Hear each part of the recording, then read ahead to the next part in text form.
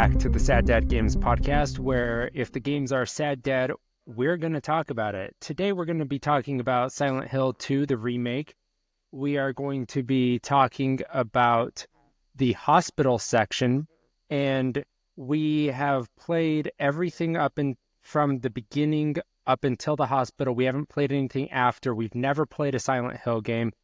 We don't know the lore. We're trying to figure it out as we go. So if we spoil anything, just so you know, it's everything inclusive up until this point, but we're speculating anything that goes beyond this. So if you want to speculate with us because you haven't played past this point, we invite you to do that, but we don't know what's going to happen, and we hope we get it right, but we don't know. We are wildly speculating. We're going to sound so stupid when we go back over this at the end and try to fill in the gaps and figure out how bad we were at it. They gave us a lot of lore in this section, and I actually, as I was going to bed last night, I was like, oh, I think I kind of, pieced together a lot of it, but that also prevented me from falling asleep last night, and that was not good for me. Because I was having a lot of fun with it, tying it all together. So I'm going to get into that a little bit later. So we just dropped off last time. What did we just did the apartments, the Blue Creek and Woodside. The Woodside being the Silent Hill half, and then the Blue Creek being the other world. And we just had a Pyramid Head encounter. And then we launched back out into Silent Hill world, right? All right, so what happens after that? I'm trying to remember the exact steps after that, but I know you head out to the pier on the lake. You go through There's a little girl. Oh, yeah, there's a little girl. You find her sitting on a wall, if I'm right, and she kind of creepily says, "You never loved her," referring to your wife, Mary. We find out later on, or I guess she says, "You never loved Mary."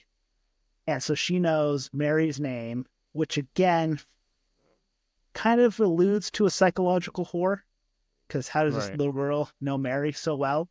And doesn't even say that. He's like, wait, how do you know Mary? And he goes chasing after her. Yeah. Right. And actually, later on, we find out. Letter. Yeah. We find out later on that she was friends with Mary. At some point, they were in the same hospital. That's right. But at this point in the game, you don't know that. Right. So she's on the wall. He sees that she has a letter, and he's like, "How do you know Mary?" "It doesn't matter. You never even loved her." Runs off. She's being a little beehole about it. We learn she's very petulant. I wouldn't enjoy this child. This is the kind of child that would make me think for many years that I wouldn't want children. I didn't realize that you could raise children to not be like this. And so I already don't like this children's parents, if she even has any. Who knows? Maybe she's a foster child, but that's an unfortunate situation. So maybe this is like a byproduct of the system, and I need to apologize for that later when I find out the situation. Not knowing the situation, I think I can be a little more brazen. She is a little beehole, yes. She's a little beehole right now. That's all I know, so I can be a little more cavalier about what I'm saying. What is it in Always Sunny, where Danny DeVito's like, "I'm going to whip this bitch." In the closet. If this were also in the Sunny episode where they get in that street fight with the children and they're pushing them up against the cars and getting in a fight. I would be okay doing that with this child. Okay, so she runs off. Then we end up just strolling through Silent Hill again. And I was taken by she has the same hair color as James Sunderland. I didn't know if that was anything. It's kind of a common hair color, but just something I wanted to note. But then we leave that area, we go into a park, and one of the first things you do when you get into the park is you find a park bench and you pick up a syringe. And I'm thinking, I know I've picked up many syringes. This is the first one I don't want to use. So really bad placement. Pure psychological horror. Definitely getting some kind of STD or something in this game. But if I need to survive, then I'm injecting myself. see how it's messing with your head at this point? Yeah. Damn the It's AIDS consequences and of heroin. that street hobo syringe. Just like the other guys, this place is lighting up faster than a junkie spoon. That's beautiful. This is the best, like, very quick line that they throw in that movie. I love the garden because I you love the get garden. there's a lot of cool statues you could walk around and start reading and start digesting the lore around Silent Hill and kind of the history of it. But I'd love your thought, Femme. Yeah, I was gonna say my favorite statue was the horse, and because I'm starting to notice again, I actually didn't notice it until Emerlie pointed out in the last episode that, or until the whole discussion that, like, we're never seeing faces except these real people, and that's when I noticed, and I'm laughing out loud, that the horse doesn't have a head. But I I'm didn't also even seeing notice that the horse didn't have a head. the horse doesn't have a head. The person riding it doesn't have a head. And I think even the person riding it doesn't have, like, hands. So it's a nubby monster. So there's just very much a theme. But, like, every statue, except later this, like, mysterious, like, candle lady, she does have a face. She's the only, like, non-human in Silent Hill that has a face. I thought that was interesting. We can get into that later. Yeah. What about anything else that we picked up on, like, things that we see around the park? Story of the lady with the face is interesting. I think it's Maria that walks you through the story of this lady got banished, I guess, to this island on the lake, and her lover would sneak out on a little rowboat and go visit her and make some whoopee with her and then come back. Well, he would bring her food too. She was banished out there to be killed, to die a slow, horrible death, and he kept sneaking out there and feeding her and making whoopee. Yeah, I was curious, like, okay, so we have to actually talk about Maria first before we get to this lady statue. We end up going out to what we presume to be James Sunderland's special spot with Mary. This, like, is it gondola, this pier out on this dock that, and we find this Femme Fatale lady that apparently looks exactly like his wife, except, and she's, like, draped in red, so classic Femme Fatale. And she has this red butterfly tattoo, and she has A real this, Jezebel, like, ombre. if you will. Yeah, harpy lady, and she's, like, really enigmatic and alluring in a surrealist, off-putting way. How else would you describe her? I think Horny. a lot of the sequence with Maria She is mad catered horny. to, is catered to like an incel player that is just ready to get off on a video game. You go to a strip club with Maria that has a weird kind of looking pregnant neon outline sign, which I don't know Yes. if you guys caught that. I That just was a weird stared at that neon forever sign. trying to figure it out. Just a baby bump. Yeah. It's not just a strip club. There's a happy ending too. So it's a massage parlor. Yes. But yeah, really sus that Maria looks exactly like Mary, sounds exactly like Mary, and her name is close to Mary. Just a letter off, right? She's kind of chill about the monsters in Silent Hill, and yet doesn't want to go off by herself, so she wants to accompany James. She's thirsty. She wants to jump the D. As Jess would put it in New Girl, she wants some of that vitamin D. Oh, yes. Which makes sense, right? Because of the fog cover, she's Right, not they getting have no enough vitamin sunlight. D. Yeah. Exactly. Exactly. This is just like a common deficiency for the ladies of Silent Hill. Yeah, killing Maria me. wants to take us to another special spot that she believes Mary could be at. And James is all too willing to go. Like, oh, you know of the other special spot? Let's go. And then she It's takes just- him to the Clear Herb. Yeah, the You guys Clear probably don't know that reference Oh, yet. It's don't know trending all over TikTok. Which is why we don't Clear. know. Yeah. But you do go to a Hmm. motel first, which I'm like, okay, is she a prostitute? We're at this, dingy motel. We're going into rooms. She's all Yeah. but willing to go into the same room with you. Close the door behind you. It's getting a little hot and heavy. Yeah, as we're like going to the hotel, that's when like, okay, so I think I'm with this other character. I think I'm safe. And like you get well, after a certain point, you get jumped by a leggy monster. And I thought that was hilarious, right? Like because they take you so long with Maria that you really think that as long as she's with you, nothing's going to happen. And then you get jumped. Well, I thought And she like was going to be the leggy monster that would jump me. oh, interesting that you Yes. went there. I think you're just like it's never happens in the entire game, and you're like, she's going to strip off her hands and her feet, and she's going to become a leggy monster. So I Yes, was her- weirdly waiting for her to transform into some monster this entire sequence with her. So I was in the same boat as Emerlie. Like, okay, this is a little too safe and easy. Yeah. But I also love the jumping scene because you are like inspecting, I think it's a notebook or a piece of paper, and then it happens in the middle of that interaction, which I absolutely love. Just kind of like we've talked about in The Last of Us, it's this normal game mechanic that you've done over and over and over again. But this one time they switch it up on you and interrupt it, and it's really effective to build that tension back up. Yeah, like what Shan said, with Maria, you don't really encounter a lot of monsters on this walk. There's some. They're pretty easy to take down. They're in the distance. You can easily spot them and go after them. But here, it's the first time it's that really close encounter and builds that tension way back up. Right. I really enjoyed, right? Because like when Maria starts accompanying you, I immediately started wandering around Silent Hill and smashing windows for items. And I was really impressed with how much dialogue they gave her. They gave her like 5 or 6 different canned lines for you smashing windows. I was like, I was impressed that they like cared so much.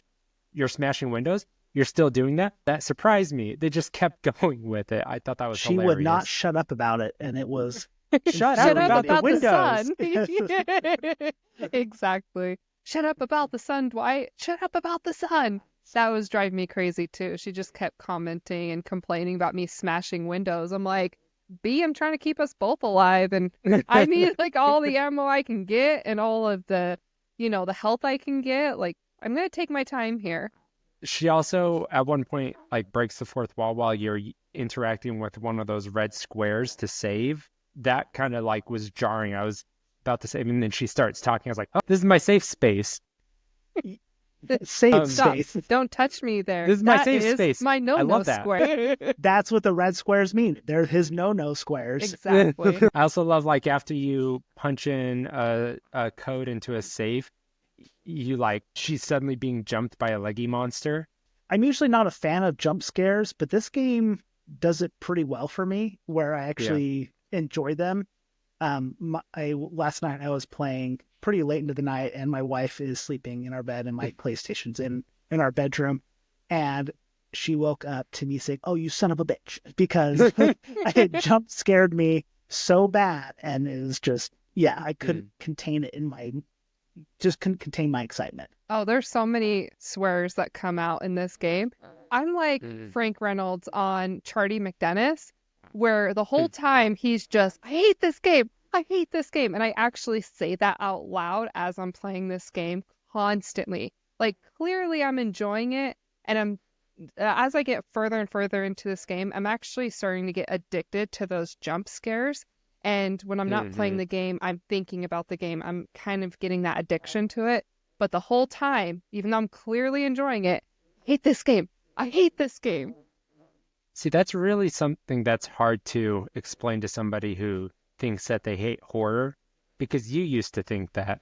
But Yes. you have to like try a couple to learn that, like, and you have to get through those moments like 50 times to realize like that thrill is exciting, and you want to push yourself into those moments again and again. But as we talked about last time, like you only get that the first time you play the game. That excitement loop the peaks aren't as high the second time you play. which is why I get very excited every time the game is released again. Yes. Or I a new did game is increase the released. difficulty to very hard, the hardest what the level. And I died so many times immediately.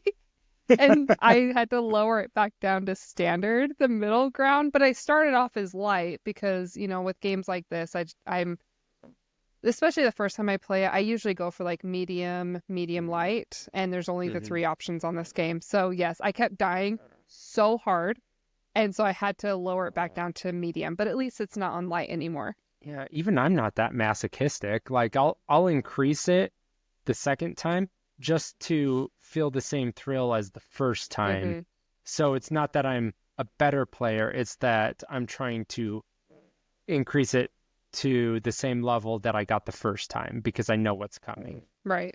I did think it was interesting when you get to this sleazy hotel that she mentions that she doesn't know if she's been there before. Is it the hotel that she says that? I think Yeah. so. I do remember Yeah. her saying something like that, where it's kind of like, I think Eddie has a similar dialogue of this kind of drugged out, I don't know where I am, I don't really remember. Not Eddie, Knife Lady. What was her name again? Angela. Angela has that kind of same demeanor that Maria starts to have. And we see later on that Maria, when you get into the hospital, has to lay down because she's exhausted. Her hormones have wiped her out. I don't know. Or it's at some point while you're wandering around. It was on the like it was when you're about to enter a building of some kind. I don't know that it was the hotel specifically, but it was right before you enter a building. And she just feels uneasy, and she gets this a couple times throughout her section that she feels uneasy before she's about to enter a place. Like she has some kind of, not premonition, but just like she knows vibes of where things are and when to be uneasy about things. It's interesting. I don't know if that means anything or if it's just foreshadowing so that it increases your tension. It's effective. Yeah, so we cut through the hotel, and then we end up at a strip club as a pit stop on our way to the movie theater. We haven't talked about Statue Lady again. Well, just to finish that thought, right? Yeah. So we go back through like a park area, and so we see the candle statue lady, and I just wanted to mention.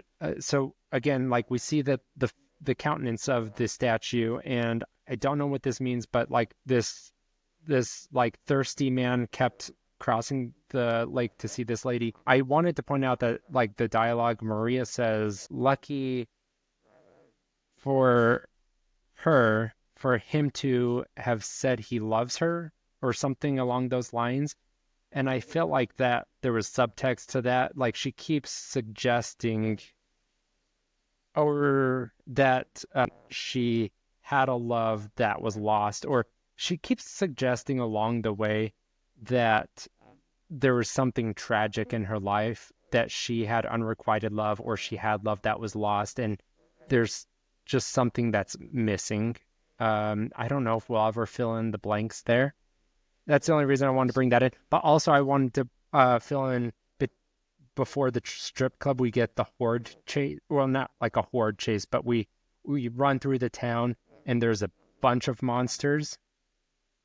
Remember that? Oh, yeah, that's Yes. right. Yeah, you run and then you lose your melee weapon for a hot second. Oh, I was so upset when I lost that melee weapon. I'm like, no, not the wood. I was so upset, but luckily you replace it immediately. But I was still sad to lose the nails in the wood. I don't remember losing it. You use it to Yeah, how do you, like, lock use it a to- door. So they're chasing There's you in an the- alley and you shut a chain link fence or something. And then Okay. you use your wood plank to block it off. And I was so upset. I was screaming at the TV. And then you immediately turn around and there's a car right there and you pull a pipe out of the car. See, Yeah, I didn't how even did this think about giant that being lead your... pipe get in this car? It's all that I wa- bad I wind. wanna know what just situation, dropping yeah. stuff everywhere. Was there the plumber that was like 100 feet up in the skyscraper that used to be there that just dropped this lead pipe? Yeah. Yes, that's Who knows? canon.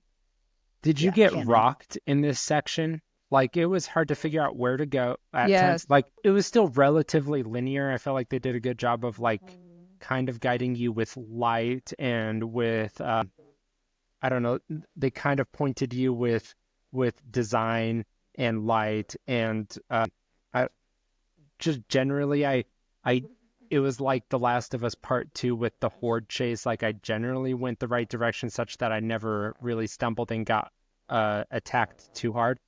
But I probably got attacked 3 to 4 times, and I just had to take it. I didn't try to smash anybody's face in or butts in, I guess.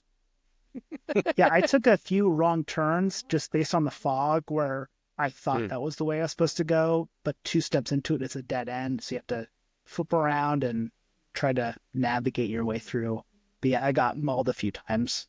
This game does a really good job at making you feel like you have to run. So there's been a few times where, you know, it's kind of chill, but you still have this creepy music, but suddenly something will flip, like the wind starts, you know, thrashing about and you have all these monsters coming at you and the music gets really intense and it gets you kind of anxious and you feel like you have to run. And then all these monsters are coming at you from the front. The ones that you kind of ignored or didn't see are coming at you from behind. And you're just being swarmed by these monsters and you're flailing about trying to defend yourself.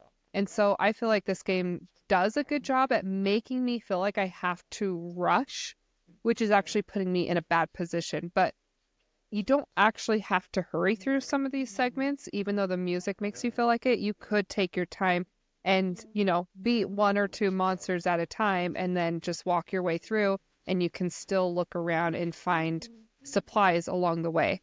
But there's just times where I definitely rushed through it thinking I had to. Good point. All right, Tucker, you clearly want to talk about the strip bar. Oh, I just thought it was an interesting place. Yeah. How interesting. It's very interesting. So it was weirdly nostalgic, and I'm going to say this in a really probably creepy way, but nostalgic for... Oh, nostalgic. Yeah. For Mass Effect does this really well, but it like puts you in the situations with a character of the opposite sex and has this really flirtatious, like, will they, won't they start banging moment. And it was nostalgic for that type of game mechanic. Not that I was hot and heavy for Maria in this part, but you don't really see that anymore. And so it was just a nostalgic game moment for me because I feel like early 2000s games, it was like every single player game had this moment in it, and then it just dropped off. It felt like 80s action movie Femme Fatale. Yeah. Like every one of those movies had to have a I'm going to try to seduce you section. Every neo-noir has this. And then seems like she was the main stripper at this place. There's some posters with her on the wall. Well, plus she had the key to the back door. And it had a butterfly on the door, just like her tattoo. I think James wishes he had the key to the back door. You think he's the type? Yeah.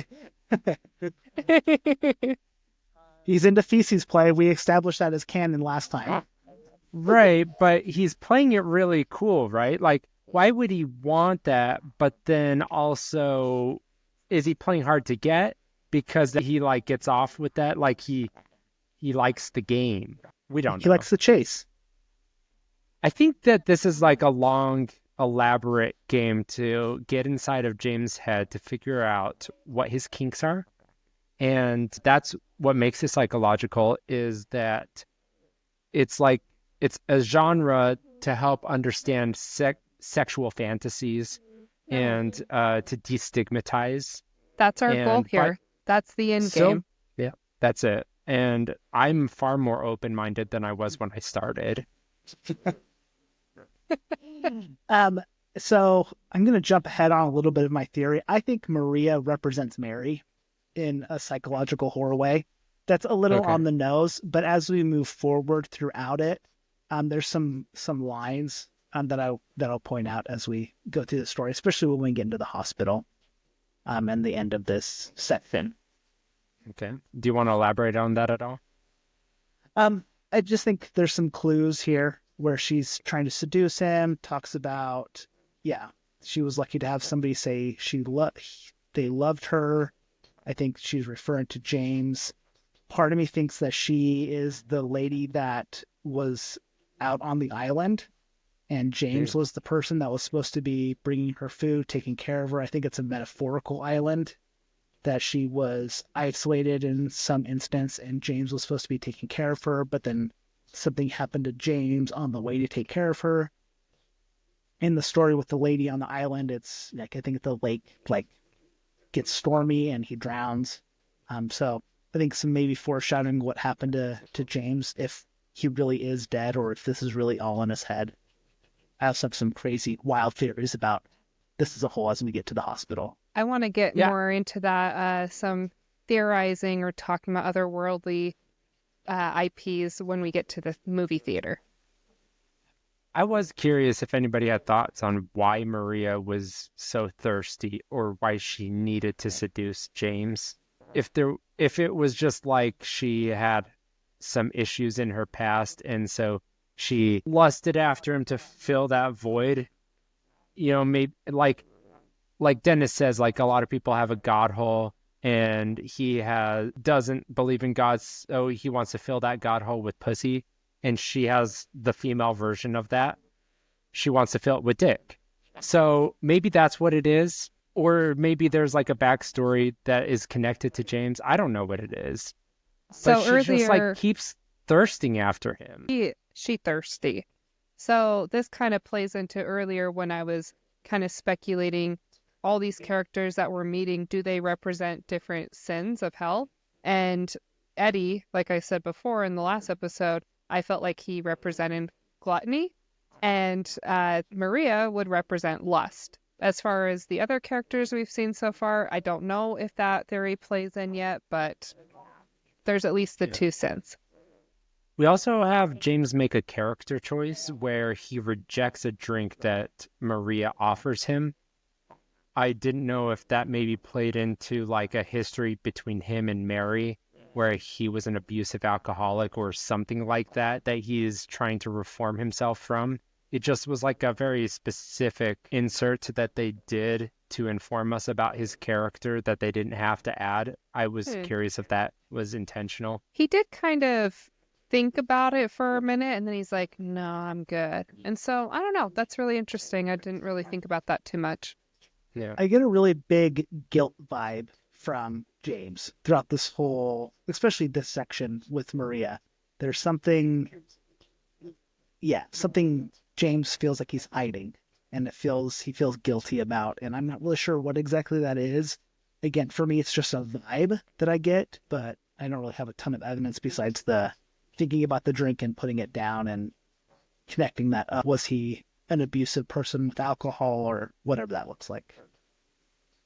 I think I might have like misremembered the lady statue quote from Maria earlier about being lucky to have been loved. I think it's when James actually talks about like he would tell his wife that he still loves her. I completely botched that story. She's like, why are you looking for, why, or what would you tell her, or something like that. And he said, I would say I still love her. And she's like, oh, good for her. That's what it was. Super stupid that I got it so wrong, right? But that informs that she feels sad that she has never had such a love in her life, or that she had it and lost it. I think there's subtext there. So we get to the theater. Emerlie, you clearly want to run with this section. Also, before we dive into the theater specifics, I think it's interesting that this is the only other special spot in Silent Hill. It's like the dock looking out on some fog, or this movie theater that has a lot of issues. I don't know if you guys thought there's any symbolism with the movie theater being the special spot. I don't know, other than like it could just be a date location. I could make anything else of it more than that. Yeah, I kind of had a first date vibe to it. Okay. If Maria is representing Mary and they're going back through their relationship, Maybe James met her when she was a stripper at the strip club after they had a great walk on the dock and, went to the hotel or, banged one out and then on to the movies for their second date, I guess. Or a typical Friday for Tucker. Yeah, typical Friday. Just prostitutes and strippers and dogs. Okay, well, before I get into what I want to with the theater, let's talk about finding Eddie with this little girl. Because I was so creeped out. I was like, what is this guy doing? And they're talking to each other. And at this point, I think we know her name is Laura. And she is just telling him like, oh, it's okay. Like, oh, you have the cops after you. Why don't you just say you're sorry? And you're hearing this conversation as you're trying to find your way into the theater. And I was just letting the conversation play out before I made too much noise. And I was so creeped out that he's just hanging out in this dark movie theater alone with a child. Yeah. And just raw dogging melted ice cream. With like his some hand, pervert. right? Yeah. So that's what we all kind of got the impression, right? Like this, Eddie was just kind of like an off-putting guy. I felt bad for him because he was sick. And now we see him in the theater and he's clearly a pervert because he's sticking his his bare hand into melted ice cream and licking it off. So this isn't just like a normal, half gallon of ice cream. This is like an industrial, I used to work at Jamba Juice, like 5-gallon thing of ice cream that he is just arm up to his elbow, dipping out and slurping. Probably bubblegum flavor because of that pink color, which is just the worst option out there. Whoa. Do not badmouth bubblegum ice cream. I'm It so is sorry. delicious Not and the good for the soul. gum. It's probably some terrible sherbet. I just looked into we'll say this. sherbet. I asked the internet if there was like some kind of DSM-5 mental disorder for somebody who would do something like this. It says there isn't. It's just a lack of like impulse control.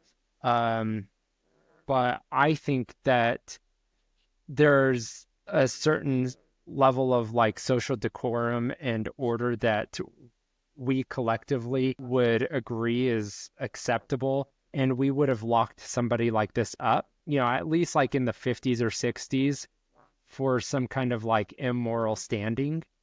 I would want this guy behind bars for being a true creep and giving off real ick vibes, right? Would everybody else want him behind bars? Yeah, maybe not for the ice cream, but for his attitude, being alone in a theater with a little girl. I think there's maybe some criminal prosecution that could happen there. I wouldn't want children around him, and that is like, that's at least like the basis for, a criminal investigation.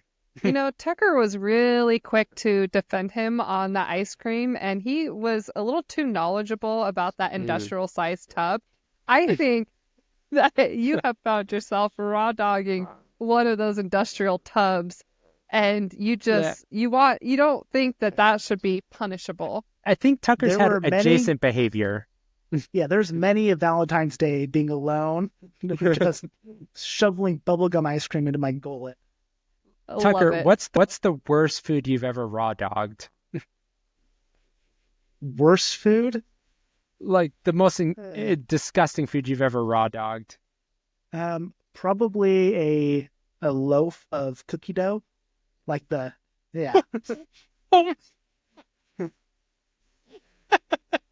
hope you did that, and I was dogging it. I hope you did that within the confines of your own home, because if you did that in a park by yourself, then I'd be locked up. It's like Eddie. Yeah, there's a nudity to that behavior that is unbecoming. Gosh, that's disgusting. Okay. We all have a raw dog food that has put shame to our families. Mine is a loaf of cookie dough.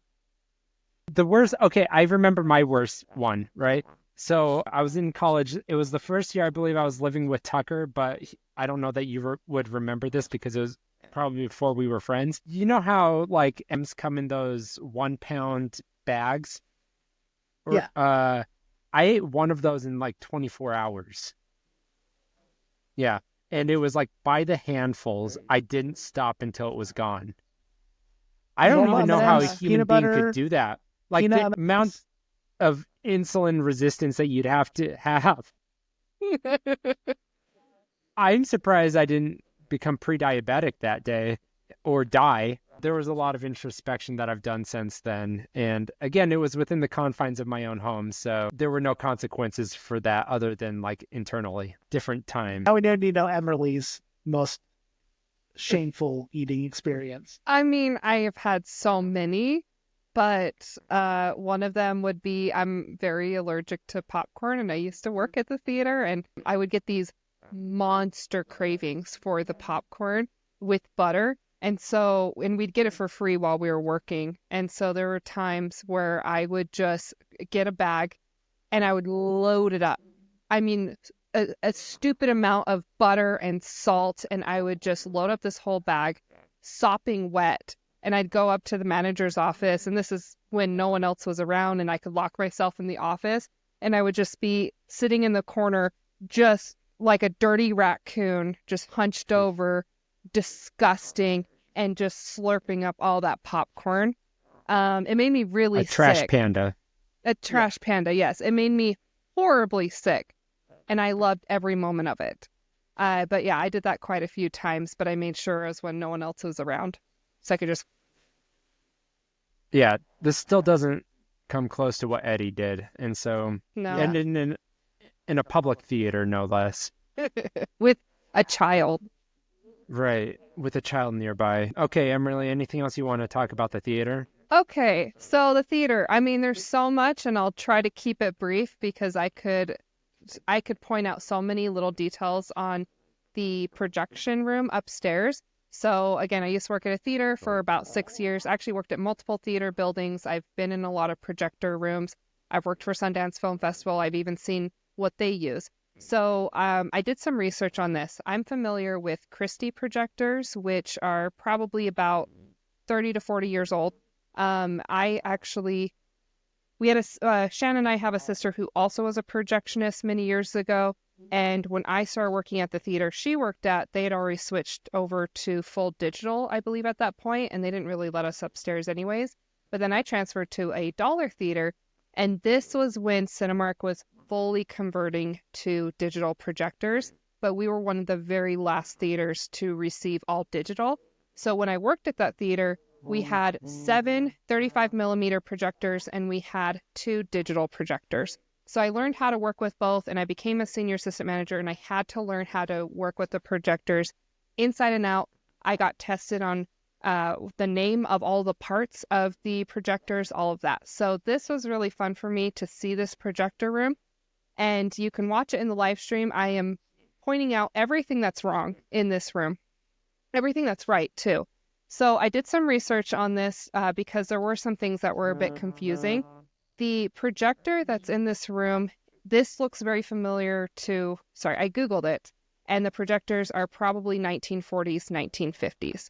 So they're very, very old projectors, and they can only fit smaller films. So I thought that was really interesting, but they did have and it's been a while, but it was kind of like a tree platter off to the side, and that typically would be sitting next to the projector and not just randomly sitting off to the side in the room. And the film is wrapped up on those platters. So typically that platter is sitting next to the projector, the ones that I'm familiar with, and you pull the film from the center, not from the outside. It wraps up on the center. So the start of the film is pulled from the center. You feed it through the projector upside down, and then you wrap it back up on another platter, and it starts to wrap itself back up. So they have this platter, which I don't believe is even necessary for this 1950s projector, but it would be necessary for what I'm familiar with, which is a Christie projector. So I feel like they just kind of looked at images of what belongs in a projector room and just kind of threw it in there without realizing if it was necessary or not. But they did have this platter. They did have the platters, the 3 platters, and they have the rollers kind of in the center of these platters, but what they didn't have was a bar. And these bars in the center of the platter kind of go back and forth, and it actually tells the platter to spin. So you need that bar in the center. If you don't have that sensor in the center, then as it gets pulled into the projector, if that doesn't spin with it, and if the next platter doesn't know to keep spinning and wrapping up the film after it goes through the projector, then you get a snag in the film, or what we call a brain wrap, and the film gets snagged, it gets pulled, and it can snap on you and completely break. So that bar is very necessary. So a lot of little details like that were missing. There was splicers all over the place. I think there were 2 different projector rooms, and there was a splicer on every table. So I think there's 4 of them. You wouldn't need 4 of those. The splicer is to tape the film together, and there's no tape on the splicer. So it looks like a splicer, but there's no tape to actually put the film together. Now, there's a lot of other things I could say. I was a little bit freaked out. I'm like, oh, they left the light bulb on. Those light bulbs are very expensive, and you typically don't want to leave them running because it can burn it out. And when you change out the light bulb on a projector, you do have to wear a bulletproof vest in order to change it out, because it is explosive and very dangerous to change out those light bulbs. So to just leave it on and burn those hours off that bulb is insane. That is a big no-no. So really kind of drove me crazy. I'm like, oh, turn off the bulb. Now, I noticed a huge issue with the film is that the film, when you look at it on the platters, when it's sideways, it looks widescreen. However, when you feed it through the projector, it would end up being portrait mode. So it looked sort of correct if you don't know what you're looking for. Now, I was a little bit confused why they would do it in that way, why it would end up being portrait. You feed it through, it goes up and down, you have it in portrait mode, when this is supposed to be widescreen or even full screen. Either way, it wasn't done right.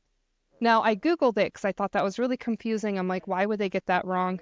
And what I found out is that they made that film for the projector, but they based it off of photography film.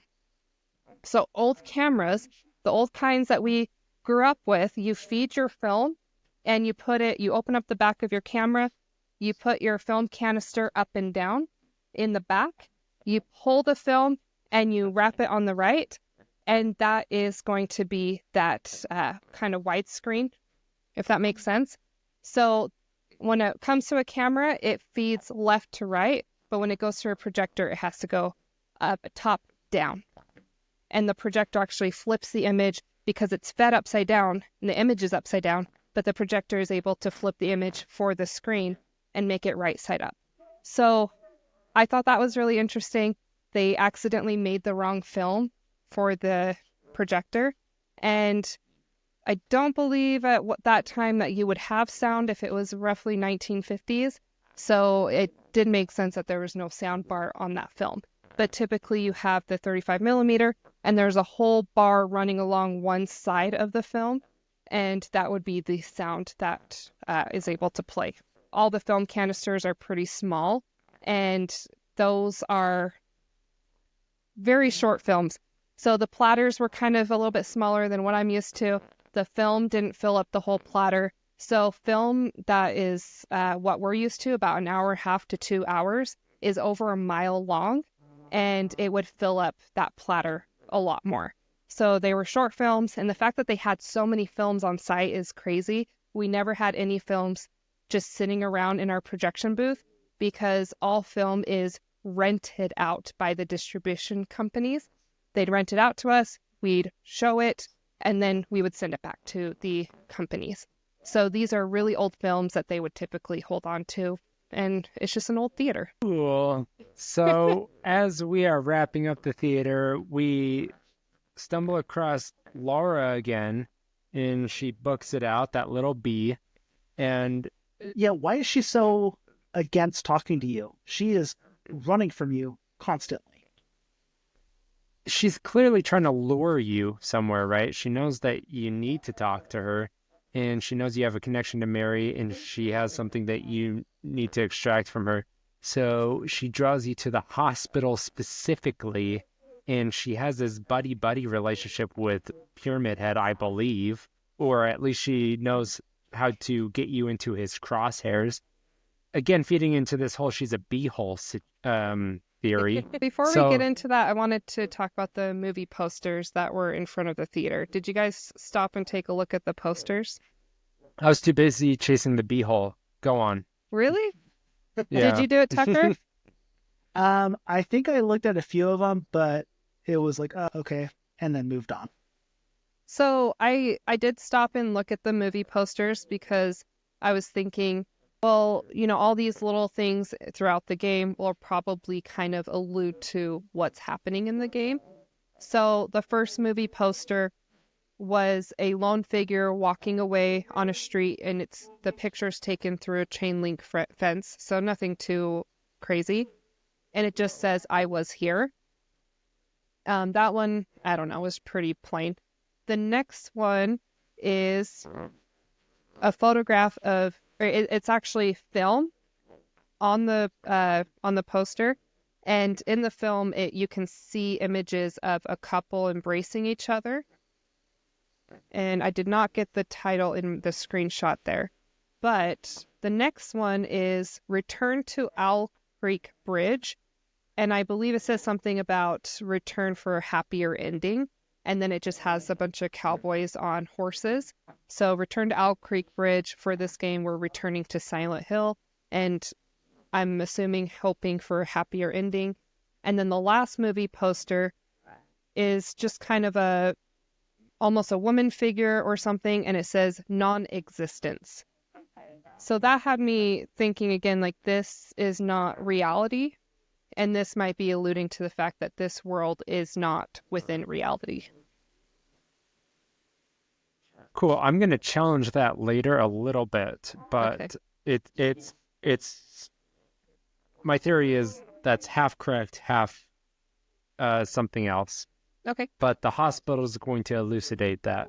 So we do get to the Brookfield Hospital, and seems innocuous at first. We find a new enemy type, nurses, and I hate With them. crazy heads. I don't know if you guys Yeah. have caught them. They kind of like their heads going through different They glitch. dimensions. Yeah. Okay. Yeah. So this is at least as far as I can tell, this is the first time we've seen another enemy type that is similar to how Pyramid Head seems to slip through dimensions, right? With his arms. It seems like their heads are doing that. Is that right? I think so. Yeah, At it makes least me that's think of how all they the seem to be images animated. where the faces are scratched out and their faces kind of glitch, but it almost looks like their faces are being scratched out. So I thought that was interesting. This is also a Yeah. way more powerful enemy type than the double sphincters and body bags. They take a lot more damage and can do a lot more damage to you, which, they're kind of like not a mini boss, but they are harder enemies. They kind of remind me of like a Crimson Head. I don't know if you had any reanimate on you, but you really I got to did. beat the crap out of them to make sure that doesn't happen. So I'm not a huge fan of reanimation. Maybe if it only happens once, right? But like the first time it happens, I get the sense of like, oh, if all of them can do this, then there is a scenario in this game where I can lose all of my ammo and I'm screwed. And so that always just kind of like bothers me. Like I think Resident Evil 2 Remake, you can get so many, like the zombies can keep coming if you walk around an area too much, and it punishes the type of gamer that is the explorer archetype that wants to take their time, and it forces you into a frenetic gameplay style that I don't enjoy playing as. So there, like on I think the third floor or second floor, I think it was the second. Which one has the director's office? It's the second floor. Second floor. I think I did clear out all the enemies on that floor. I felt relatively safe. I like feeling rewarded for having taken my time to eliminate enemies. And then I started noticing a couple of them started reanimating. I was like, well, that has punished me, and I don't enjoy that. But because of that, when I got to the first floor and I have to start retraversing areas, I got into this effort mood where I started just like dodging as I was trying to pick up items. And because of that, by the time I cleared the first half of the hospital, I had 70 bullets. because I stopped attacking enemies, and I was actually rewarded for ignoring them. I actually liked that. So, some give and take to that style. Bully for you.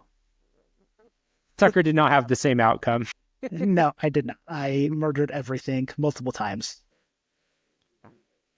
So Laura, when we get into the hospital, she's kind of luring us around. We see her. We saw in like the apartments a bunch of bunnies that have been drawn. We now know this was her.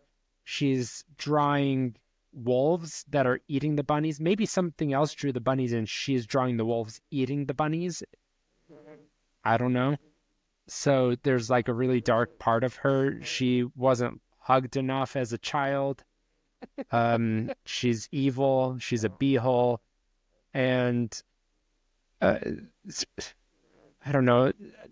I don't think anything story-wise really happens in the first half of the hospital, other than we end up dropping off Maria in a hospital bed at one point, and she has a line that says, "Oh, this bed is really comfortable."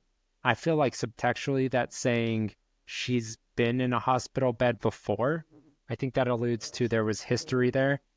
And we talk about Laura, I think 1 year ago, she says, had been with Mary in the hospital. Again, like there's some confusion, like, is Maria actually Mary or something like that? But I'm curious if Maria also has been in the hospital and that there's a history there, and if they're the same person and something weird is happening with their realities. I don't know. Any thoughts there? I mean, it's interesting that Maria, she's all running with you, a good NPC partner, going through everything, and then as soon as you hit the hospital, she's sick and has to rest and can't do anything. Kind of sus there. But yeah, the idea that she has been in the hospital before, Laura mentions that she was in the hospital with Mary. It really solidified that I think Maria is a projection of Mary in James's world of Silent Hill. Anything that you specifically loved about the first half of the hospital? It was over. Yeah. Are we just talking the before the other world side? Yeah, just that. Yeah, I was not expecting this complicated of a puzzle that had 1,000 different steps. I was not expecting that, but it was also kind of fun because you really had to explore the hospital, go through multiple floors multiple times. We talked about hub and spoke last episode. It wasn't that. It wasn't that. And so I wasn't expecting it. And it was really fun. It was way longer than I'd expected. I felt like I was making no progress. And then all of a sudden at the end, it was, oh, I'm done. I don't know if you guys felt the same way. Yeah, there was like, you have to go between all floors multiple times, and it's a lot more open-ended. I feel like the hub and spoke worked as an entry-level area. And then this was like, okay, we're taking the training wheels off. And so you kind of have to just go for it. And it was effective. This is where I really realized that I love lore-based puzzles. Like, sure, we've seen lock and key puzzles 1,000 times before. You don't always see games with like multi-layered puzzles. So that's really cool.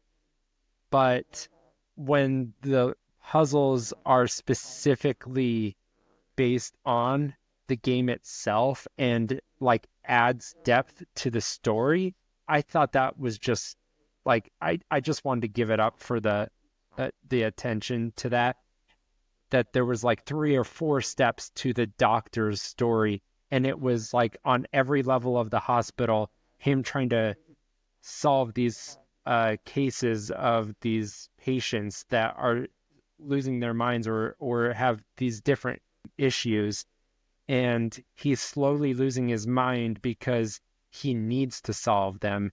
And it's also telling a story of how like it's so maddening to him that he's losing his grip on reality.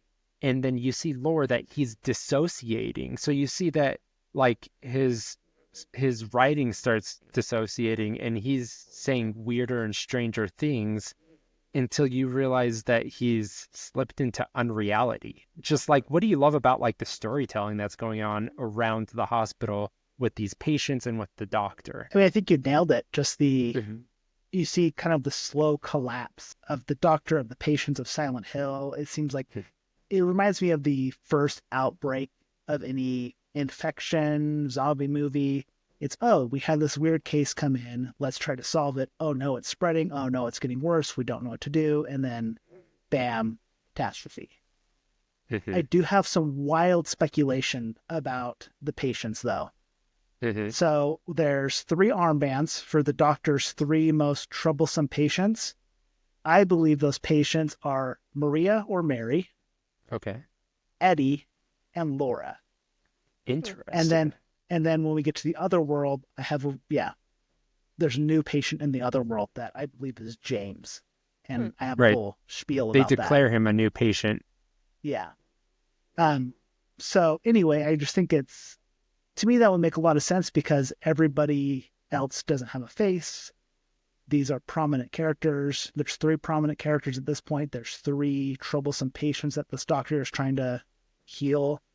But also the puzzles with the armbands, I randomly stumbled across the right solution to it with placing it on the arm. I don't know how you guys...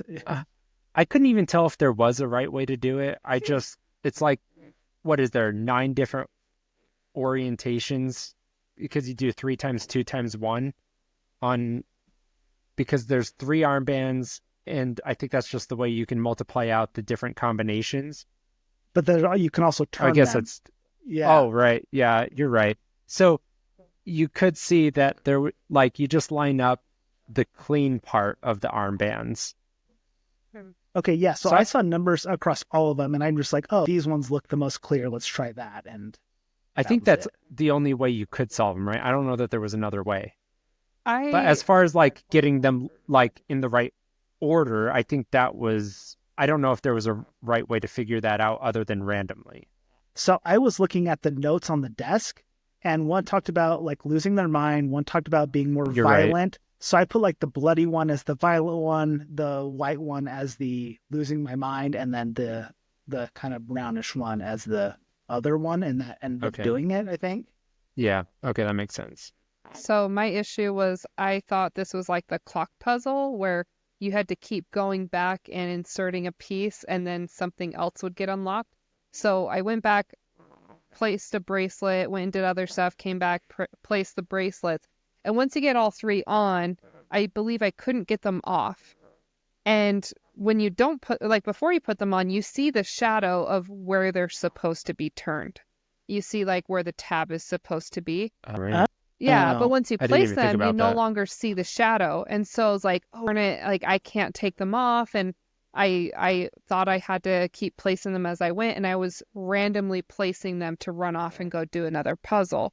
So I ended up having to Google it just to get an image of what the shadow was supposed to be. And I just lined up the bracelets to what the shadow was supposed to be.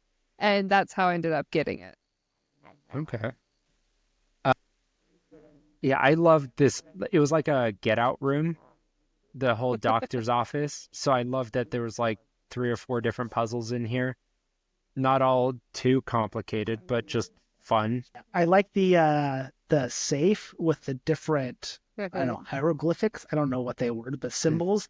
That one was fun because I actually had to take a picture of my map on my phone to then be able to do it because I couldn't remember what all the symbols were because there's like, I think 12 you have to go through, something like that.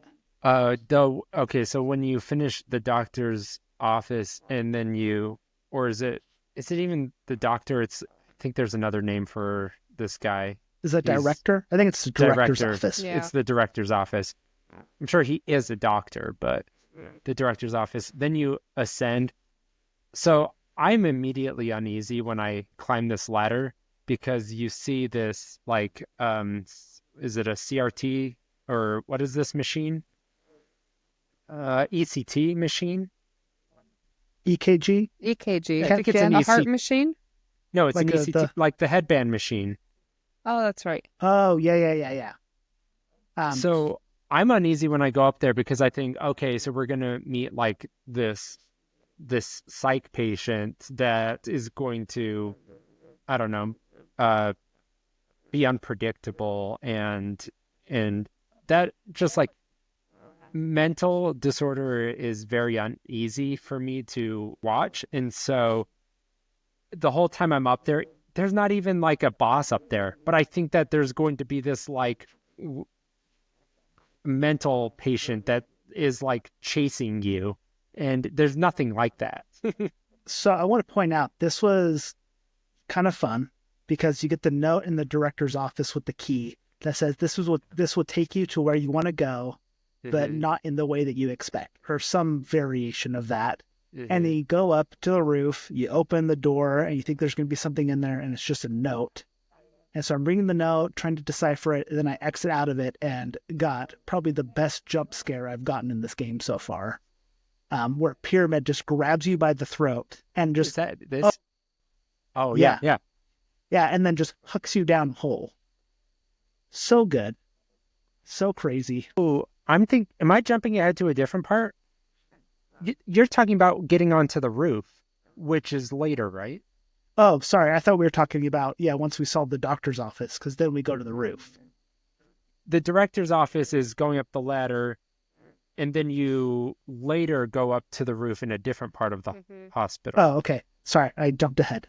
Yeah, don't we have the ceiling I thought monster first? Yeah, so yeah. So you're in the director's office, you go up the ladder. I thought that you're going to meet the director up there. I thought he was going to be like the monster up there, and you didn't. It was just you then turn on the ECT machine, you get you get a code and you leave. You then later get to go up to the roof. Then to Tucker's point, you find this entry to a diary, and you're like, okay, is there nothing else up here? You do find this like memory that we keep finding across the hospital of like the fence that had been broken. If you found, I don't know that you're required to find this. Out in the rain, there's like this part on the roof where like the fence had been broken, like somebody had fallen off the roof. And then you can go into this door, or you have to, and then there's this diary page, you read it, and you're like, okay, is there nothing on this roof? You go back, and then Tucker's right. Pyramid Head grabs you, throws you back in. And then you land in the basement, right? And then you land in floor 3, I believe, which is where Laura was on the opposite side of the steel door. Oh, yeah, that's right. That's right, yeah. And you hear Laura humming ominously like a little beehole. So she never lets off the gas, right? Like if she knows that you're nearby, she's like, all right, how do I turn it up to an 11 on this beehole scale? She really turns it up to like a 15 here at this sequence, because she's like, oh, you found me. Cool. I need to grab one thing before we go. It's actually something from Mary. It's in this room behind this pipe. Let's go. And you're like, let's okay, talk about we'll do it. Let's talk about like this encounter first. We've alluded to this already, right? But you talk to her. She says she met Mary at the hospital last year. Does this mean anything? Is she telling the truth? I really can't tell if she is or not. Well, Mary died 3 years ago, and this little beehole met Mary 1 year ago, and she knows about you and Mary and says that you never loved her. And so if this is true and Mary and this girl have a relationship, and Mary has informed Laura that she thinks that James doesn't love her and maybe doesn't think that James is coming for her, but has then sent a letter hoping that he'll come, and now he's trying to prove that he still loves her and is coming for her. I don't know. I'm going to get into later more of my theory, but then Tucker, you're right. Then she, in true beehole fashion, puts you into this barricaded psych room, or is it a padded room? I don't know. It's she puts you in there with a monster, a true horror, Who wants to describe? Who A gets true the honor? Poor. I don't even know how to describe this monster, but it's a ceiling monster. It is stuffed right into this like boxy cage. It's like those crescent rolls where you have them in a wrapped up can, and when you barely pop them open, they just kind of burst out. That's what it looks like inside this box. Is it's just kind of bursting out at the seams, and you guys can describe the rest of what this monster looks like. So I did when not you get a clear, yeah, I did not get a Yeah. clear vision of it. It looked like a fleshy box dropping from the ceiling that I would shoot a bunch. Some of the cage would break off. I was not prepared for it to be on the ground with me in like spider fashion, using the box to walk around and attack me very quickly. Well, who wants to describe the sucker, Well, the fleshy So- lips? Yeah. So here, I'm going to try to do my best here. Thank you. Okay, so down from the roof comes this rectangular steel cage with this body bag of limbs, and their legs sticking out the bottom, their arms sticking out different sides, and there's like these lips sticking out of this like hole in the bottom. You find out they after aren't you human-sized lips. They're like big lips. This is like the mouth of Sauron lips. Yeah. Okay. You find out after you beat this boss, you get a PlayStation reward or whatever, Trophy. and it says trophy, and it calls it Flesh Lip. What an asshole, right? I go into this thing first thinking it just like swings, and sometimes it comes down and it just drops, and you think this is a pinata situation. Run up, beat it a few times, let it go up. Unpredictably, sometimes it shoots out like a little metal hook, and I just take it on the chin because I don't know when it's going to happen. I just let it hit me. And then sometimes it comes down swinging, and so you just try to wait to see if it's not doing that. If it's not, that's when you go full pinata. So this first section, I'm thinking like, this is like Monty Python, right? Like this is the rabbit where I think that's easy. I just go full pinata and I'm whacking at it. And then that section ends and it falls down from the rafters and it turns into this like little like cage spider. And then it's the second half of the rabbit from Monty Python. And I start yelling to myself, run away! Run away! And it's like that rabbit, he goes feral with like the bloody mouth and he starts chasing you. And like, I'm screaming to myself. This is one of the most horrific things I've ever seen in a video game. Like the amount of escalation between the first and second half of this monster, I've never seen such a delta. Yeah, it goes from a child's party pinata to your worst nightmare on the ground. I warned you. But did you listen? Oh no, it's just a harmless little bunny, isn't it? Shut up. And I did not have a holy hand grenade. No. And I did not know how to count to 5. 3. So you're effed in the B. Yeah. Exactly. I think I did have to restart this at one point because he did get on top of me because he completely subverted my expectations and just like pounced me that first try. Took you to Pound Town. But like, yeah, that mouth, right? Like it's enormous. It's moving in this like really disgusting way. Didn't want it like, I thought it was going to like try to kiss me or something or try to Like a kiss suck of death, me like off. a Demeter. Suck you off. I didn't want it doing that. James is into some weird stuff. So Yes. maybe this is one of his other wildest fantasy kinks. Oh, is there this you go. fleshy Just- box stuck in the maw. This is one of the like most original boss designs I've ever seen in my life. That and Pyramid Head, like there's some really weird original things happening here. Look, whoever made this game, they need Jesus. They need an exorcism. And they need psychological help. Like, what are they going for here? Is it we took a bunch of dead bodies and we stuffed them into a bag because we've run out of body bags, and we're just going to like dispose of it. But then they kind of like congealed into a single mass, and So we see became Frankenstein's monster. We're like, what is this? So we see Pyramid Head earlier on start chopping up bodies, putting them back together. Okay. So maybe this is the medical waste that he just throws in the dumpster, and throughout time it just fuses together, kind of like the Rat King in The Last of Us, and it's just now this flesh-lip murderer rapist thing. Yeah, somehow limbs are animating in Silent Hill. I don't know how do they get off on doing, like, why are they doing this? Where do you get off? What gives you the right? I did write a note here. Oh, go on. Oh no, I was going to move the story along with what happens next, but I had a note. It was from before, just so I don't forget.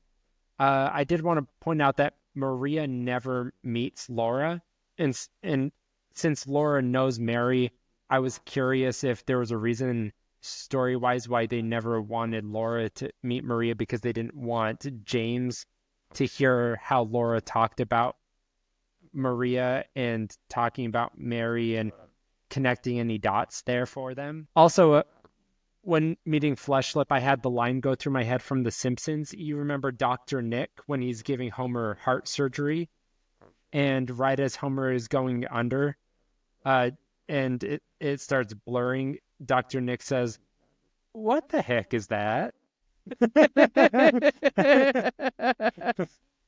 Just all these amazing lines going through my head. Not originals, but from my favorite stuff. Anyway, so you finish Fleshlip, and you're immediately grabbed by an arm, pulled through the roof into the other world. Do you know what this arm is? Because my theory is it's the director. You are thrown onto seems like a hospital bed and carted to another room, which would make sense as the director. It's like those hands in Ocarina of Time. The hand that just comes in, grabs you, and throws you into another room. When looking at Fleshlip's like legs and arms, I did think it was like that head thing that sticks its head down and tries to eat you. Oh, ew. It had that same like movement. It really bothered me. If you're listening on Spotify, you need to watch YouTube just to see that series of Shan's faces and his impressions. Never practiced it before, but having played the game so much, like I was able to channel it perfectly on my first try. Beautiful. Right. I could cosplay as whatever the F that thing is. So anyway, we find out like at the end of the other world in the Brookfield Hospital, I wonder if it has a different name, similar to the apartments did in the other world. But there is a note as like we find out as the director is like trying to figure out these unsolvable cases. He starts dissociating, he's maddening, and there is a note that describes that he is slipping between reality and unreality, and that he is all the way lost to unreality because he has fully gone mad. And when you are grabbed and pulled into the other world, you are suddenly, you're pulled along on this stretcher, and I think you hear sirens similar to like remember Pyramid Head when he was called away? There were sirens. Yeah. I don't know if that's related. I just wanted to call it out. I think you hear like voices too.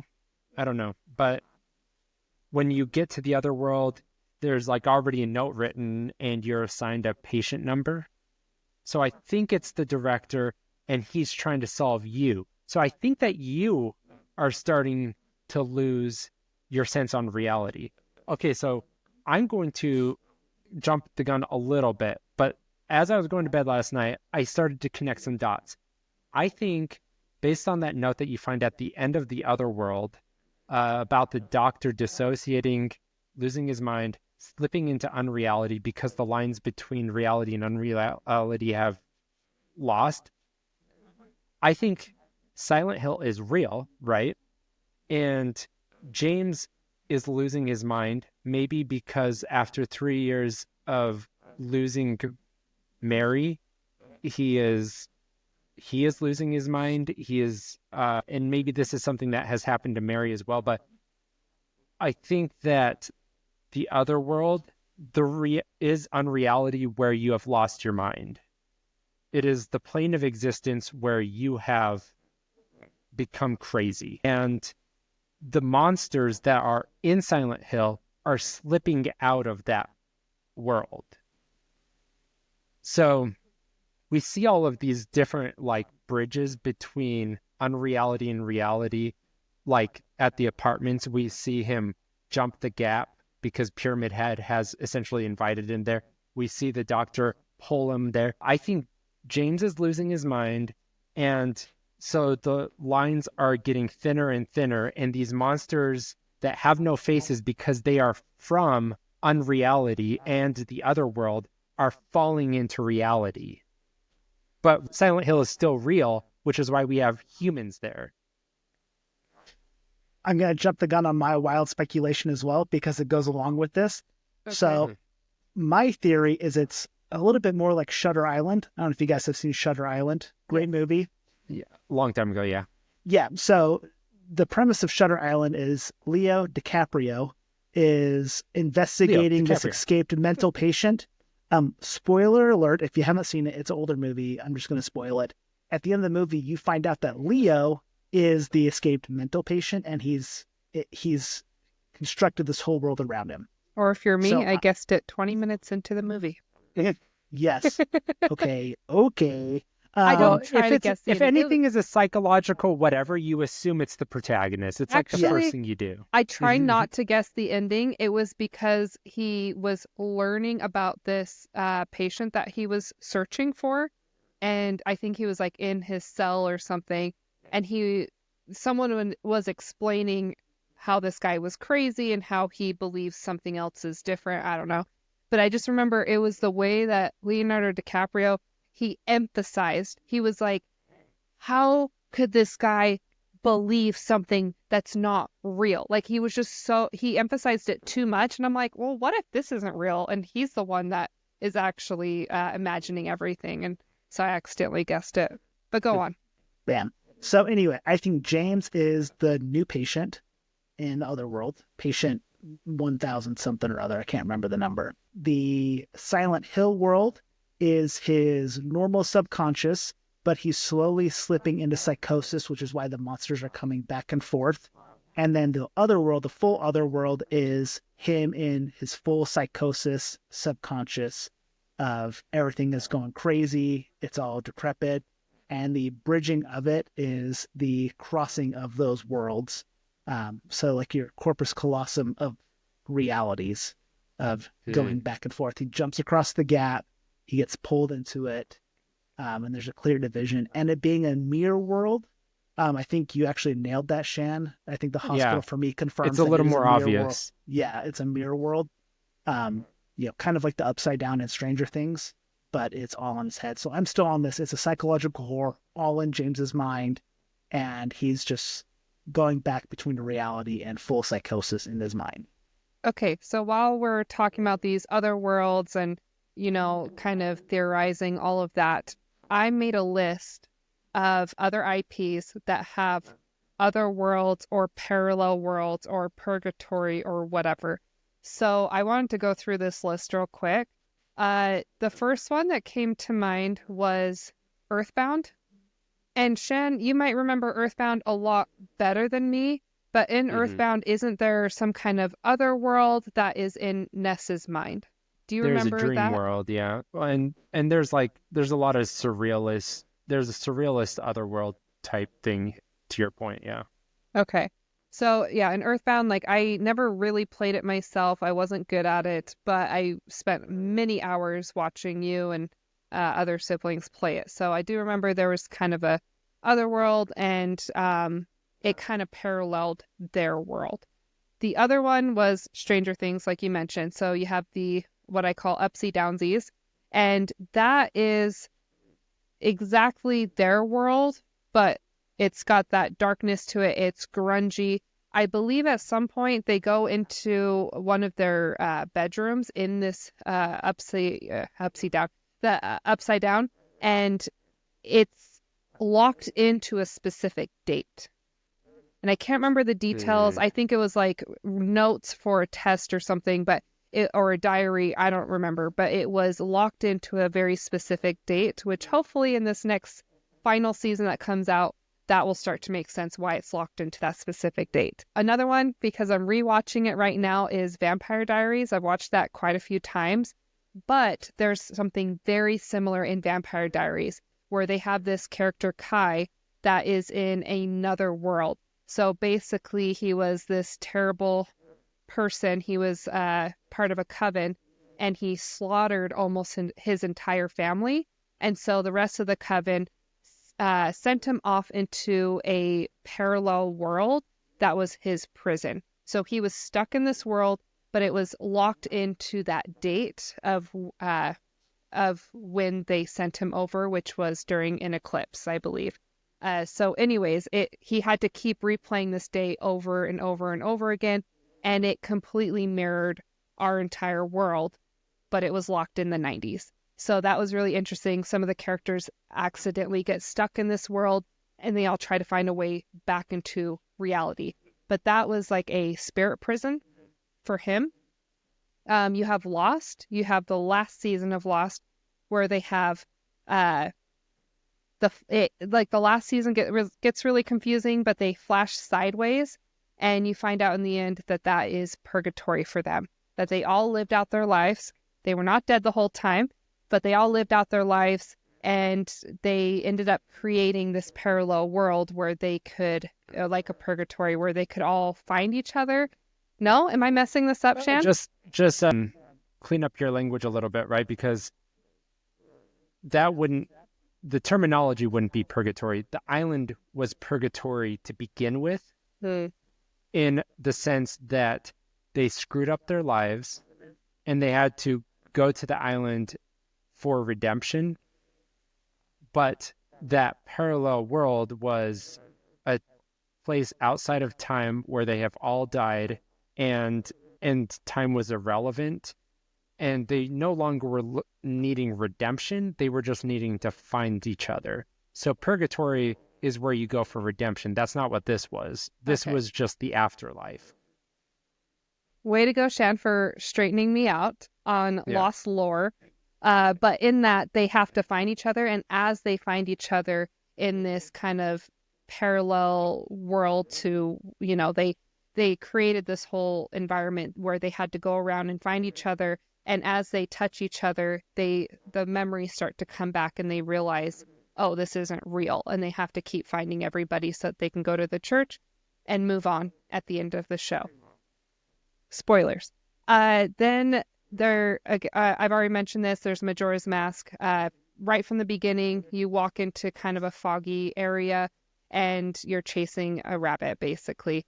You have Skull Kid in this. It's this little brat, Laura, in my opinion, that you keep chasing around. So this makes me feel like it's like Majora's Mask. A lot of people speculate where it's the different stages of grief, and that this is actually Link who is dead, and you're meeting all these other people who are trying to come to term with their grief. And there is a Buffy episode just like this, where the whole episode is Buffy in a mental hospital, and they're trying to convince her vampires aren't real. They're trying to get through to her. And at the end of the episode, they leave it open-ended where you don't know if she actually is in a mental hospital and everything that's happening in the show is actually made up in her mind, or if that was just something that she had to deal with that one episode. It ends in a very open-ended way. So yeah, I don't know if you guys had any others that you can think of, but those are all the different IPs that made me think of like parallel worlds, purgatories, things like that. So one game that Shan and I both really love is Link to the Past. Oh yeah. With the dark world and the light world. It kind of gets those vibes a little bit because it is a mirrored place, but there are some slight changes. So like the hospital, it's mirrored, but in the other world, you have a bunch of chasms. So like Link to the Past, there's different routes you have to take because the Dark World and Light World have different typography. Just about half the Zelda games are like that. Yeah, like Twilight Princess, a little bit like that too. It's just a convenient way to double down on your game time. I'm going to move on. So now you have this, now you're back into like a hub and spoke situation with the Otherworld Hospital. And you have this box with 3 puzzles and you have to run out and solve them and come back. There's one that you could kind of cheese, right? Like, because you can, I guess you could do it a couple times.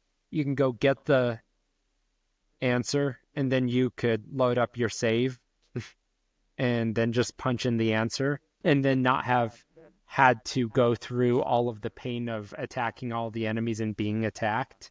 Because what happened, right, was I went through one of the sections and I really liked the puzzle, right? It was you go into this crevice and you're trying to figure out the pills and the hour and everything, and then you go out and you have to like unfold the hour hand and that strikes the hour and it makes it really loud and then you are attacked. And I was like, I don't want to be attacked. I'm going to load up my save. And then after you punch in the thing, I was going to go back and get all the ammo, but it hides the room from you. I was like, well, fine. Then I didn't get attacked, but I also don't get the ammo. I don't care. It's a wash. I did not cheese it. I do a stupid thing where I always override my save file. I should probably not do that, but yeah, mostly to prevent myself from doing that exact thing. High stakes saving. Yeah. I got screwed on that once, right? Because there was a puzzle that I wanted to solve and I didn't know that it wasn't a required one, so I missed it. It was like that was it was like a jewel box or whatever, and it had shotgun ammo in it. I wanted to solve it, but I accidentally went into the ring wall thing and that auto saves after you, and I wasn't able to go back and open that chest. Did you guys able to open the chest at all? It's based on the quiz that they give you in the elevator. Oh, yeah. Okay. I did go back and open it. I had to like go to my last save to do it. And got it right. Which I was very proud of myself because the trivia, I had no idea. I didn't write anything down, but it was just 3 questions with 1, 2, or 3 as the answer. And I kind of multiple choice guessed. I was like, okay, you know what? The first question is probably not going to be 1. It's probably not going to be 3. And just kind of, yeah. Kind of like when you're filling out like a school test with the bubbles. You're like, oh, I haven't guessed A in a while. Let's go guess A. It was one of those moments. But yeah, the busty lady coming out of the wall. What's Phoebe's painting in Friends that has her coming out of the painting? I can't remember her name, but that's exactly what it is. In Friends, it's like a main staple. I just don't remember. Yeah, it's been so long since I've watched Friends. Well, sorry. If anybody knows what the painting's called, put it in the don't comments. Remember either, to be fair. Well, but I know what it is. I mean, I thought let's look at it now. So, I don't know what the importance was, but you do Gladys. That's who it is. Good job. But you do these 3 puzzles and then the box is empty. I don't know what value that added. It didn't feel like it meant anything. But then you find this busty wall and there's like the coin in the mouth and then or like the button to the elevator and then you go through that. Like, what did the box add to it other than just like giving you a few extra puzzles to do? I don't know. So that's where I'm like, this has got to be symbolic of something. Maybe. Where, yeah, there's something missing. But I don't know what it is. I hope you're hungry for nothing. I was terrified when I looked in and saw nothing. So psychological horror subversion. That's all it was.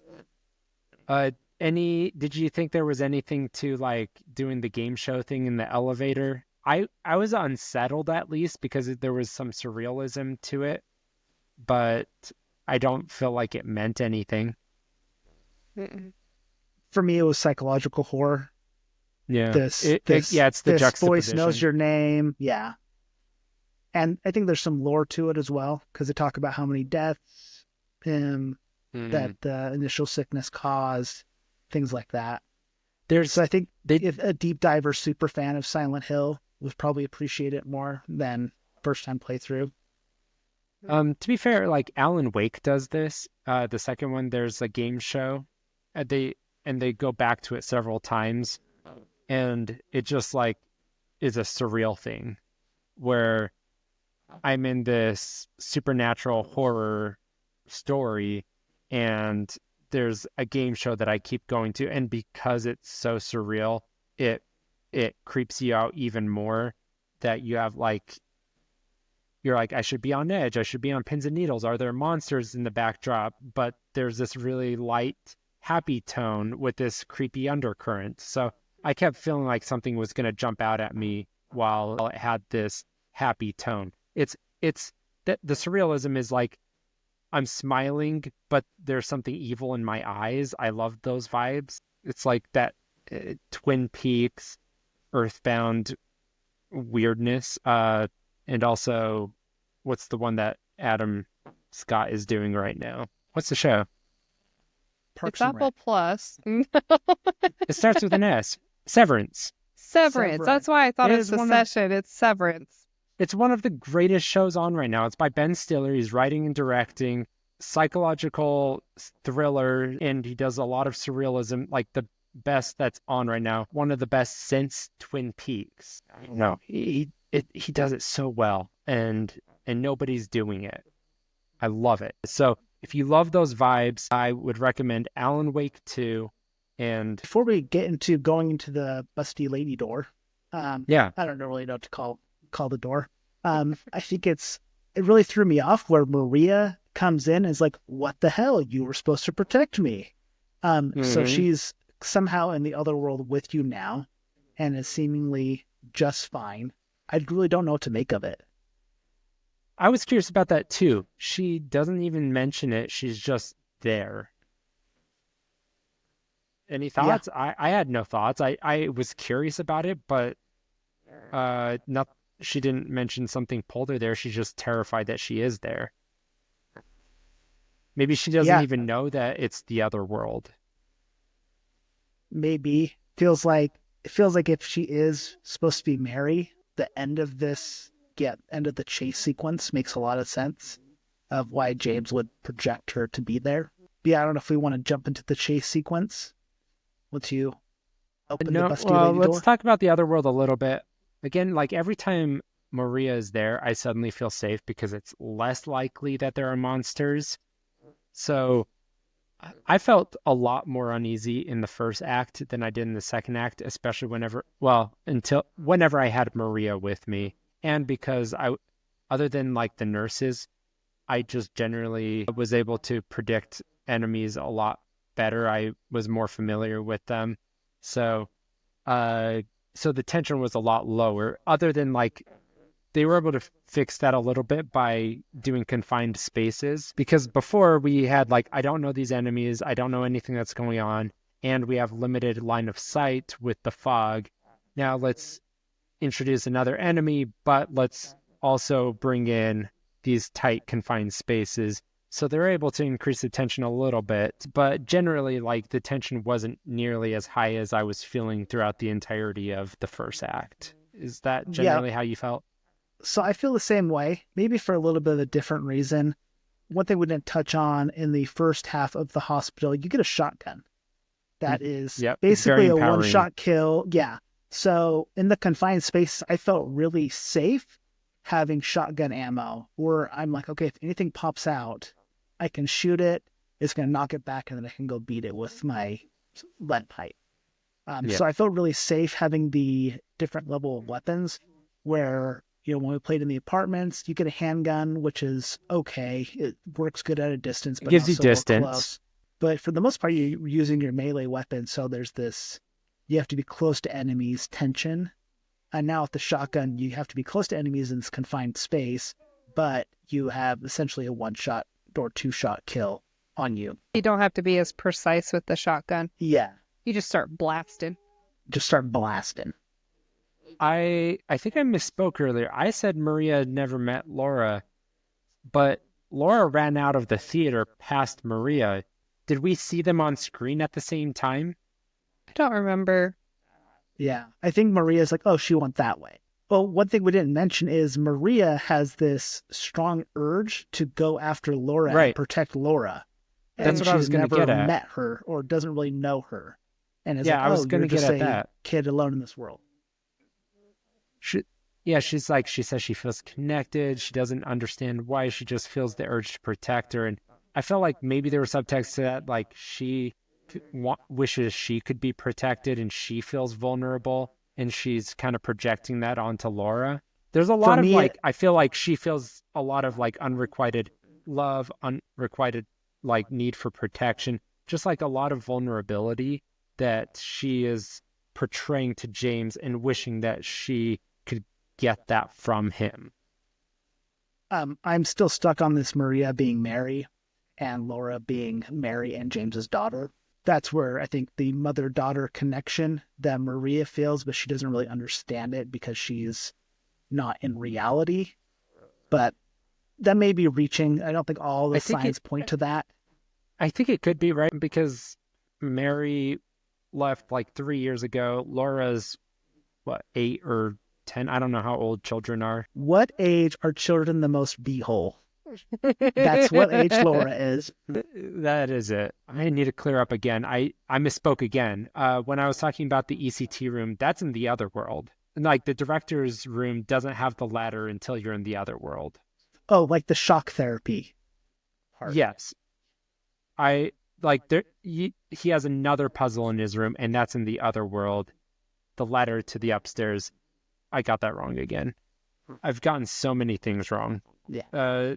Having you retraverse okay. areas in the other world, that's making me get so many things wrong.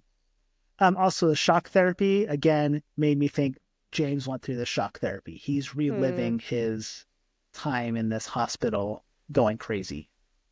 So, yeah, I just think that, like, I don't know that Mary actually died. I think she slipped into unreality, like, physically. And I'm wondering if all of these things that he's seeing both in, I think are all of these like moments that he's seeing those like vision, whatever things Like he's the seeing. bong things. Yeah. Are those all in reality or are they in both reality and unreality? I think it's in both, right? I want to say it's in both. I don't know. I think it might curious. just be a normal reality because it feels like they're very normal spots. But maybe I'm wrong. But I've been curious if like that's okay. So yeah, I believe Mary didn't die. She slipped into unreality, and he is also losing his mind and she is trying to get him there, and he is and like and those realities are slipping together, and and I'm curious if like these vision moments that he's seeing have to do with him or if they have to do with Mary, and he's seeing like these like spots that she's interacted with in the physical realm or something like that. Like her pheromones are there and you just sniff them. It's like a dog peeing on a tree. I am also curious, like, has she also, I think she was also in unreality. She was also crazy because she was with Mary in the other world in unreality. And that's how she's like, James, like, she also believes, okay, James doesn't love you. He's not coming for you in unreality to come get you. I don't know. I mean, that would explain why Laura and Mary, or why Laura knows Mary and knows that Mary doesn't think that James loves her. Mm-hmm. So Mary feels like she got left behind, which I think the whole end of the chase sequence, when we get there, I think that represents that, where Maria comes in and says, hey, you were supposed to protect me. And then at the end of the chase sequence, she's not protected by James. Yeah. Maybe Maria just isn't real, but a lot of these other characters are. I don't know. Yeah. And because like it wouldn't make sense if Maria is actually Mary, because then she, as we find out later, is killed by Pyramid Head. So that is just like him reliving projection, some fears. yeah. Yeah. There could be something to that. Yeah. And And Laura having been a psychotic patient, that plays into her being I don't know, being a beehole. Maybe that's why she was admitted. Her symptoms Maybe were beholery. Yeah. exactly, and she slipped into unreality because of it. Okay, so we put the rings on the busty wall. We go down these steps. Maria feels uneasy about it. Again, she just kind of like has a sense of like when things are wrong. And so she like almost has a sense about where Pyramid Head is. I don't know if that means anything. And then you get into a chase sequence with Pyramid Head and you say, run, in this really drawn out, kind of slow chase sequence. They are in a light jog, and it is infuriating. I know. I was like, did I not pull my trigger? Because I just felt like they should be running faster. Yeah. With very light obstacles. I'm hoping maybe in like a harder difficulty, there are more obstacles. Did you play this part with the harder difficulty? No? No, I Okay. did not. We love him, Pyramid Head busting through the wall. That was maybe my favorite. I felt like maybe halfway through that Maria was doomed. I just felt like there had to be consequences to this section because I didn't think there was going to be another Pyramid Head fight. It felt too redundant having just done that in the previous act. So there had to be something else of consequence that was extracted in this act. So Maria dying, so we both were introduced to Maria and had her taken away. And were you surprised, or did you care, and were you surprised that you cared?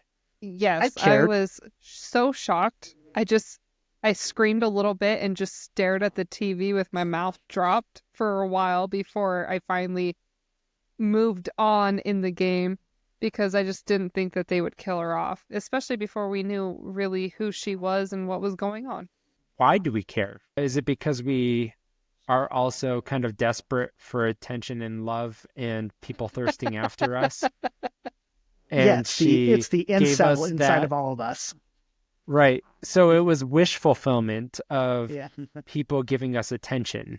Yeah. And so Exactly. us being inside of James as a character, feeling her give us attention, that we're all married, right? Like we get attention, but it's still like, do we get actively thirsted after? I don't know. We've been married for a long time. Maybe it's kind of like normalized at this point, and she was actively thirsting. Yes, Maybe it's a part of that. I get plenty of sugar daddy requests online. I think it's all the sugar hashtags I use. Working with sugar. I need to start using sugar hashtags. Sounds like. Yeah, I get so many requests. I also think that it's her vulnerability. I think that was the greatest aspect of why she was endearing.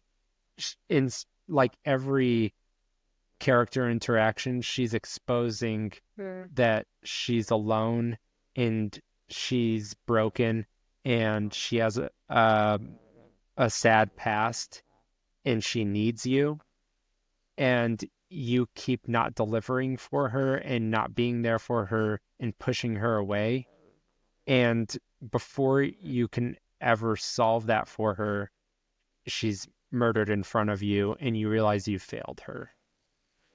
Like I suspect what happened to Mary. I cared from a pretty selfish point of view because Maria was almost this safety blanket. So when she was with you, tension was a lot less because you're expecting a lot less monsters. You're not alone. There's somebody else there to warn you, to point out things to you. And so it was more of a safety blanket being removed for me when she died that I wasn't ever going to get back. Her dialogue was very comforting. Like, very well acted, very well written. Whenever she spoke, it was very comforting and relaxing. So just great characterization, I believe. Well, she was the only good character that you run into. Angela is just crazy. Eddie's a pervert. Laura's a beehole. They all just kind of act weird around you and they kind of lash out at you or, yell at you and run away, or just kind of they're indifferent to you. Whereas Maria, yes, she's very comforting. She's like that blanket and keeps you company while you're walking around Silent Hill. But she like takes you to a sleazy hotel. She takes you to a bar. All the good places. She's trying to show you a good time. Yeah. She's just trying to, like, she even knows that you are broken up about your seemingly dead wife, and she's hitting on you while you're looking for her, and she even like believes that you believe she's alive, and she's still thirsting after the D. It's like Frank Reynolds going after his Gail the sister-in-law, or Yeah. no, his at the funeral of his wife, ex-wife. Oh Yeah. Yeah, Gail the Snail's mom. Same with Mac. Mac was there to do the same thing. Oh my gosh. For his sloppy seconds. Yeah. But like I'm genuinely invested in James finding his wife. I feel like he probably screwed up in some way that led to whatever situation he's in. Maybe I will be more upset when I find out how he screwed up. And so because I don't know that what it was, I'm not as invested in punishing him for that. And that gives me the space to invite Maria in to that vacuum. Maybe that's part of it. But yeah, you're right, Tucker. I felt very comfortable with her. I liked having her around, and it's a very short amount of time to introduce you to a character and make you care about her enough that you didn't want her to leave. And it didn't take the whole game. It only took 4 or 5 hours, and it was effective.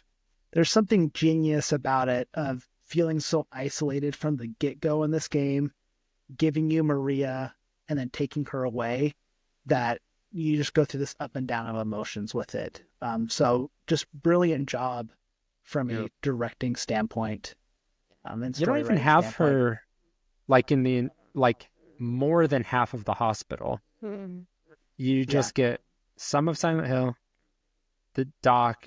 Well, yeah. So some of Silent Hill, the and the theater, and the club. I don't know, just like 3 locations, and then she's gone. And no, I don't know. Yeah, but in the hospital, you can go visit her anytime you want. Oh, did you? Did it do I went anything? and visited her once. I did circle back once, yeah.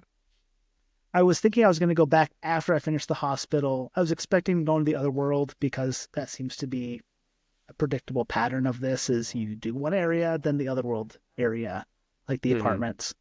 So I was going to go back after the mini boss, because I thought I was going to have some time, but I did not, obviously. The conversation was just like, oh, thanks for checking up on me. I still need to lay down.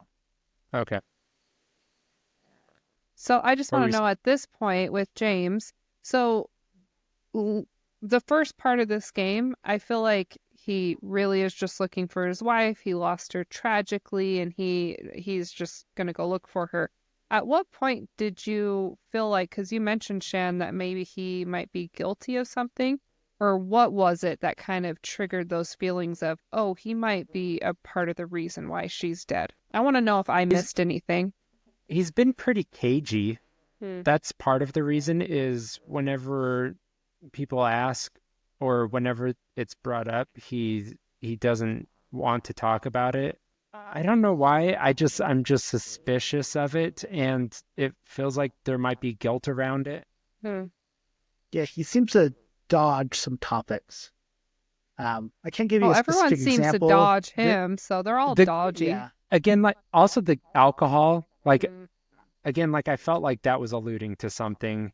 Anytime the amount that he needed to avoid that, I was like, that has to point to like a dark character trait, I have to assume. Yeah, it wasn't just that I need to stay sharp because there's monsters out there. It felt very more intentional, like there was a whole other, it felt like a loaded no thank you.